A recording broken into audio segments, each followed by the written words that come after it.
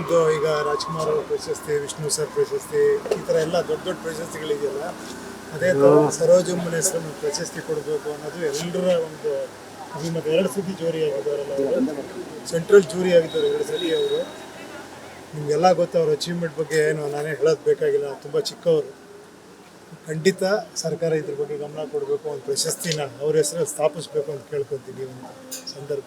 ನಿಮ್ಮ ಒಡನಾಟ ತುಂಬ ಆತ್ಮೀಯವಾಗಿತ್ತು. ಅವ್ರ ಬರ್ತಾರೆ ಹೌದೌದು, ನಮಗೆ ತುಂಬ ಒಂದು 20 ವರ್ಷದಿಂದ ನಮ್ಮ ಫ್ಯಾಮಿಲಿ ಫ್ರೆಂಡ್ಸ್, ಅವರ ಫ್ಯಾಮಿಲಿ ಎಲ್ಲ.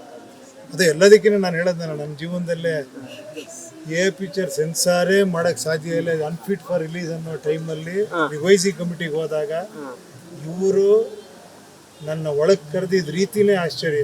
ಎದ್ದಿದ್ಕೊಂಡು ಕ್ಲಾಪ್ಸ್ ಹೊಡೆದು ಕರೆದು ಏನು ಪಿಕ್ಚರ್ ಮಾಡಿದಿರ ಅಂತ ಫಸ್ಟು ಪಿಕ್ಚರ್ ಹೊಗಳಿದಂಥ ಆ ತಾಯಿಯವರು ಹೊಗಳಿ ಪಿಕ್ಚರ್ನ ಸೆನ್ಸಾರ್ ಮಾಡಿಕೊಟ್ಟು, ನಾನು ಯಾವಾಗಲೂ ಅವ್ರು ಸಿಕ್ಕಿದಾಗೆಲ್ಲ ಹೇಳ್ತಾ ಇರ್ತೀನಿ, ನೀವು ಇಲ್ಲದೆ ನಾನು ಹೀರೋನೇ ಆಗ್ತಿರ್ಲಿಲ್ಲ.